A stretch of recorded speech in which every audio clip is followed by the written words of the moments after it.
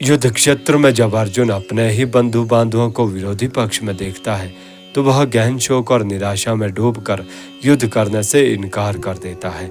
तब भगवान श्री कृष्ण उन्हें परम सत्य का ज्ञान देना प्रारंभ करते हैं। यह ज्ञान कई हजारों सालों से मानव जाति का मार्गदर्शन करता आ रहा है और आगे भी करता रहेगा। दोस्तों, इस वीडियो में हम श्रीमद् भगवत गीता अध्याय 2 के पहले 25 श्लोकों का सार हिंदी में लेकर आए हैं।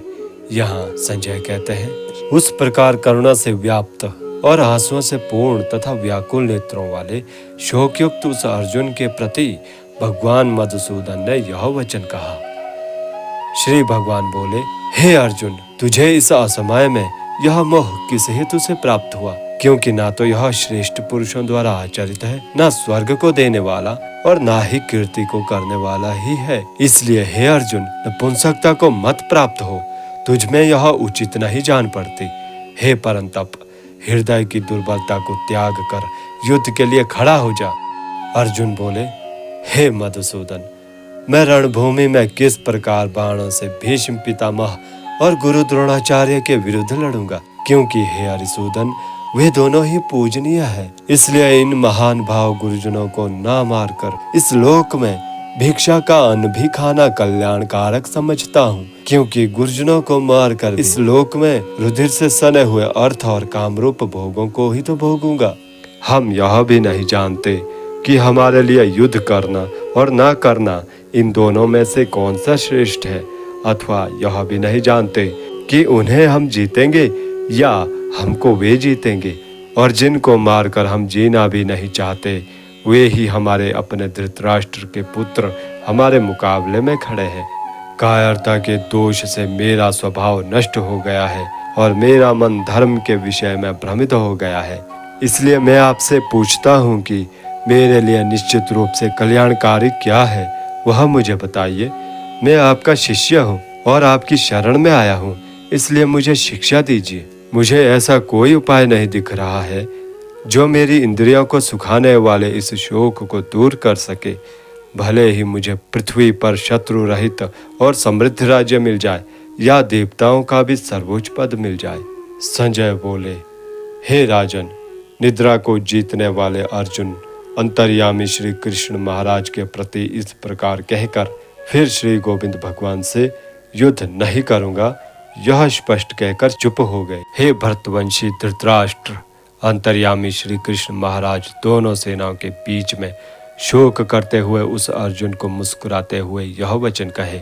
श्री भगवान बोले, हे अर्जुन, तू ना शोक करने योग्य मनुष्यों के लिए शोक करता है और पंडितों के ऐसे वचनों को कहता है, परंतु जिनके प्राण चले गए हैं उनके लिए और जिनके प्राण नहीं गए हैं उनके लिए भी पंडित जन शोक नहीं करते।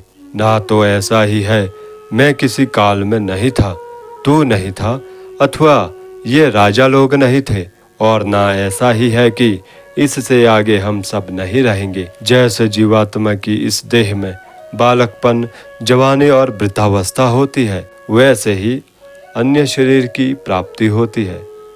उस विषय में धीर पुरुष मोहित नहीं होता। हे कुंती पुत्र, सर्दी, गर्मी और दुख सुख को देने वाले इंद्रियां और विषयों के संयोग तो उत्पत्ति विनाशशील और अनित्य है। इसलिए हे भारत, उनको तू सहन कर।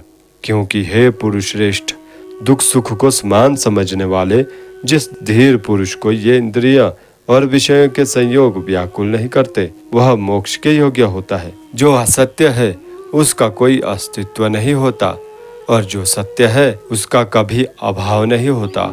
जो नाश रहित है तू उसको जान, जिससे यह संपूर्ण जगत व्याप्त है। इस अविनाशी का विनाश करने में कोई भी समर्थ नहीं है। इस नाश रहित अप्रमेय नित्य स्वरूप जीवात्मा के ये सब शरीर नाशवान कहे गए हैं। इसलिए हे भरतवंशी अर्जुन, तू युद्ध कर। जो इस आत्मा को मारने वाला समझता है तथा जो इसको मरा मानता है, वे दोनों ही नहीं जानते।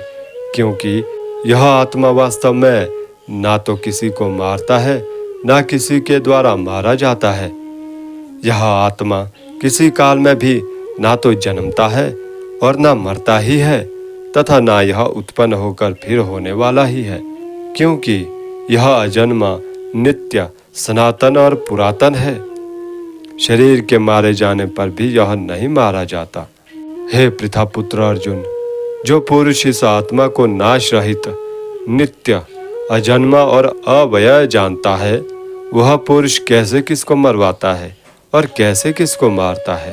जैसे मनुष्य पुराने वस्त्रों को त्याग कर दूसरे नए वस्त्रों को ग्रहण करता है, वैसे ही जीवात्मा पुराने शरीरों को त्याग कर दूसरे नए शरीरों को प्राप्त होता है।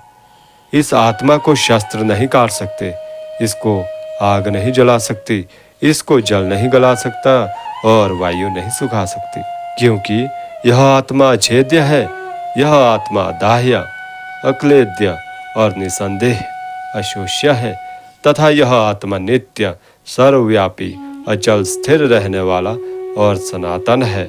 यह आत्मा अव्यक्त है, यह आत्मा अचिंत्य है और यह आत्मा विकार रहित कहा जाता है। इसलिए हे अर्जुन, इस आत्मा को उपयुक्त प्रकार से जानकर तू शोक के योग्य नहीं है, अर्थात तुझे शोक करना उचित नहीं है।